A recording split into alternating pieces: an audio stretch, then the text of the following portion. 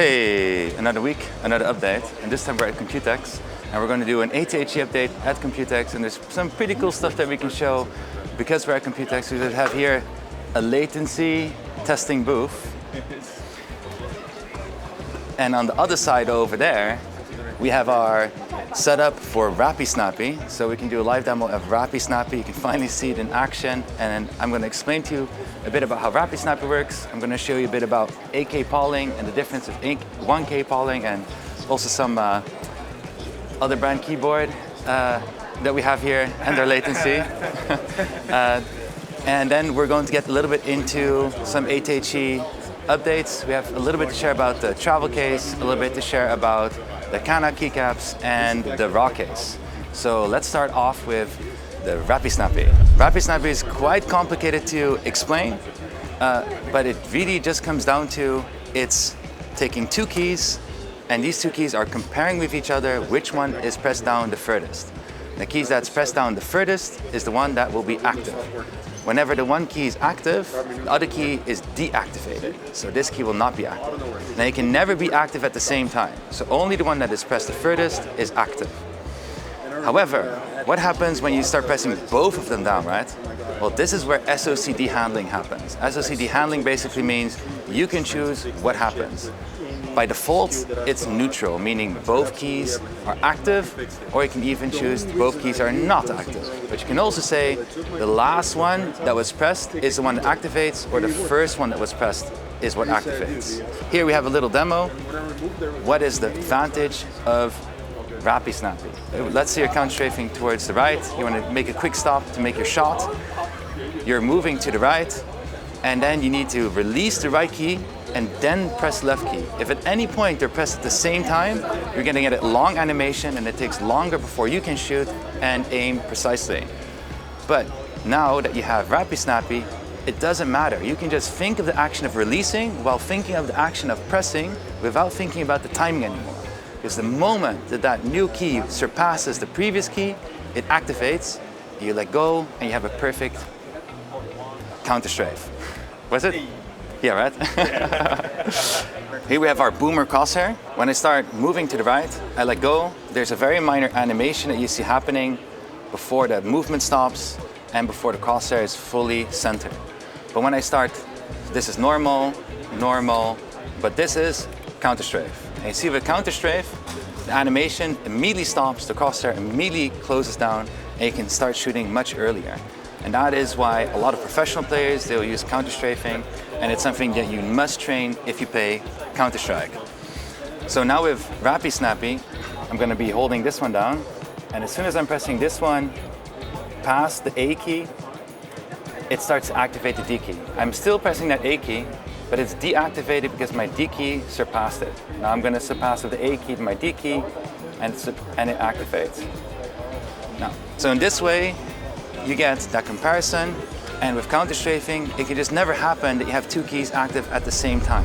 Okay, let's get over to the input latency test. So we've been working on a good way to do input latency testing because we noticed with a lot of reviewers we're struggling a lot to do input latency testing, and it's relatively simple for us to make a latency test machine, which we did, and we hope that others can start using this as well to do some good latency testing on HE keyboards or any keyboard really, and see what the performance is. Now, before I start showing the numbers of the latency tests of these keyboards and the way it works, there's something very, very important you need to know with any test that's done by anybody. All tests are relative to the other results, meaning that if you take one keyboard and you start testing with other keyboards, it must always go through the exact same test, and then the number of results you get are relative to each other. So if you make a claim of certain latency, right? So we might say, 1K polling, you have a 1 millisecond latency. Doesn't necessarily mean that the test is going to show you exactly 1 millisecond. And that's because there's a lot of bias with every test, some factors that you can't take into account, and the lower that latency needs to be, in this case less than a millisecond, the more other factors will influence that latency that you can't really remove from the test itself. So I'm here with Jeroen. Jeroen is the CTO of Wooting and also co-founder. We've been working for a long time together. and he's going to help explain also our latency test that we have over here. So here we have the XLAT machines doing actively the tests on the ATHE, a competitor keyboard, and the 60HE. So how does the test work, Yoon? Can we start on the other side? I think that's more interesting. Yeah. Okay, we'll start here. So how it works is that we basically took the XLAT testing device for mouse, and then we kind of modified to make it keyboard compatible, and also add this little smacky fast thingy to simulate a key press. And what you can see and how the measurement works is like there's a little metal plate on top of the keycap, and then this thing presses down, and the measurement is basically the start point is when the two metal parts connect together, and then it starts to press down, hit the actuation point, send the USB event to this thing, and that's your endpoint. And what you can see here, it might be a bit hard to see, but then what you care about is like, okay, this is your average, which is about 1.2 milliseconds for that 60HE plus. And what's also interesting is the deviation, and it's basically saying like how stable is it as well. So it's like, okay, you want your keys to be as fast as possible, but you also want it to be very stable, right? So that's like every time is basically you get the same exact response. So for this one, the deviation is about 0.3 milliseconds, so it's pretty stable. And then we also display a competitor's keyboard here, and what we kind of want to show is like, even though they say it's also rapid trigger, this is also 1 kilohertz, it's also I think this one is 0.1 or 0.2 millimeter actuation point, but the firmware really matters, because if you test this one, and it's at least like we tried to keep it like as exactly the same as possible. Yesterday we actually got 2.5 milliseconds to be fair towards this particular competitor that we will not name. It's 3 milliseconds, so it's actually much higher than the 60HE. And also the standard deviation is a little bit higher, but not that much higher actually. So this one is also pretty stable, but much slower. And then now we go to the ATHE, so this one is 8 kilohertz. So what's cool about the higher polling is that not only is it faster, but it's also more stable, because you can just imagine with the higher polling, it's basically your computer, it asks your keyboard much more often, like, hey, what's going on? So the deviation is going to be much lower. And what you can see here is like the input speed we measure is about 0.8 milliseconds, but also critically the standard deviation is only 70 microseconds. So compared with competitor keyboard or the 60HE, which is around like 300 to 400. So this is where you can really see that power of that higher polling rate to make your input speed much more stable. Back to Calder. Yeah. Hey. All right, so we made these tests. We didn't just make 3, we made a bunch more, and we can make them on request, specifically for reviewers. We made about 20 now, but we have... made 20? Yeah, we already made 20, yeah. Nice. That's why I keep telling people that they should... Okay, I keep telling people, if people ask, we have them. We already have 20. We have PCBs to go up to 200. Oh, really? Yes. Okay. But there's one kind of like, what we're still kind of puzzling and figuring out is that they're not really ready to go like, ship in a box, send to somebody else, and for somebody to just put on the table and go. Like there's quite some sort of like setup required, both like with different keyboards and also with how you like kind of tune the test. And we're not really ready to start shipping it out yet without having like very clear instructions or very clear steps. Because what we kind of want to avoid is that somebody gets the test and then they go like, oh, I get 2 or 4 milliseconds test on the test with the 80. Oh, this keyboard sucks. And then we're like, yeah, but how did you set up the test, you know? And then we kind of want to make sure that that is a little bit more thought out. We already have a select list of people that we're going to be sending these, but if you are very, very into going to the technical details of keyboards or devices, you're also very welcome to make a request, and then we can send one over to you, if you're a reviewer. We go into some small ATHE updates, and we can do 2. We're going to talk about the travel case first, and then the raw case. So let's go to the travel case. So first of all, we changed the logo to be a 3D printed rubber. So this is not a embroidery patch anymore, it's a 3D printed rubber. This makes it a bit more cleaner and nicer with the background of the case. Then on the inside, we added an envelope net, which is going to make it a lot better for keeping stuff actually in there. This also fits a wrist rest, so you can bring the keyboard and the wrist rest. Then this flap used to be on this side as an extra flap for components. But we were like, hey, don't we just swap it to the other side? Because we can put the components here, you can put the cable here, and you can keep that strap to keep the keyboard down also integrated into the flap. So now this is a very easy process of opening it and also for closing it. We have this little strap here, which we added also a slight stealthy logo. This needs some improvements in the positioning and the thickness. You can pull it up and you can take out the keyboard. And the beauty of also the flap here is that it's also very easy to put the keyboard back in again, and you don't need to fiddle around the flaps, keeping it away, and before closing it, you just put it in, close the flap, close these. Let's go. Then we also have our 5 die sublimated Kana keycaps, or inverted Kana keycaps, which are right over here.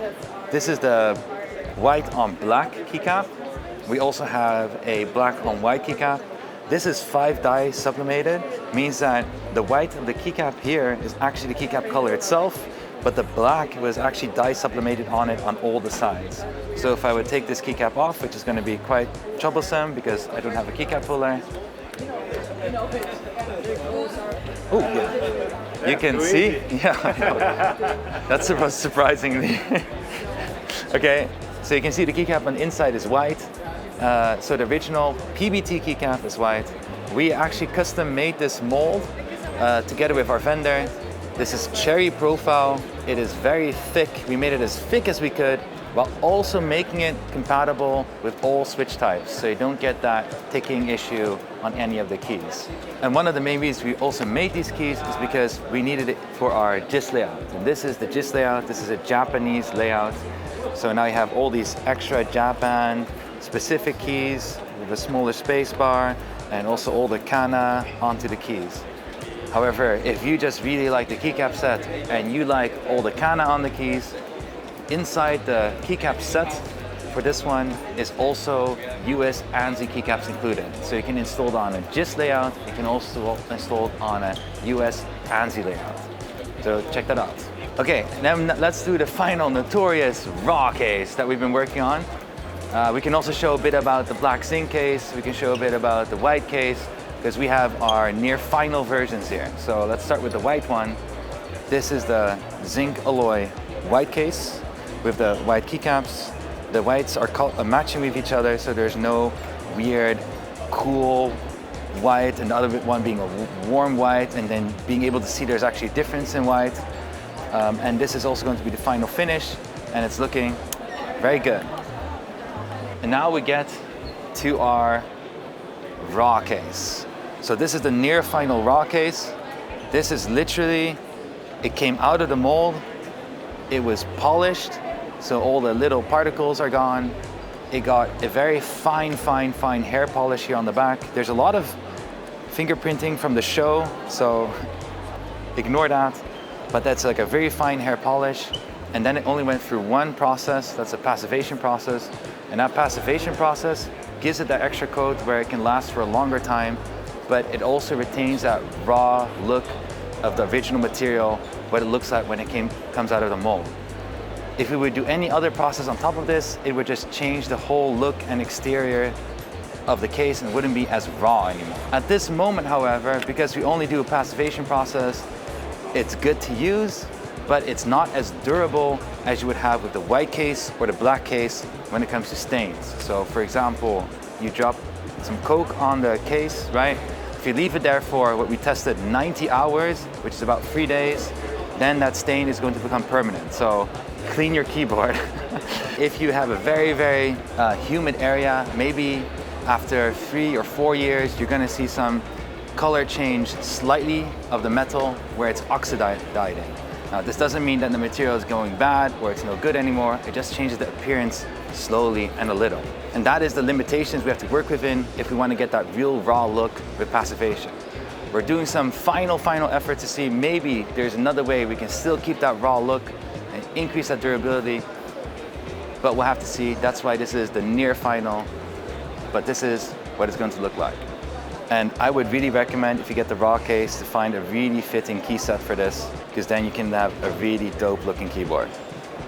And here we have our black zinc alloy case.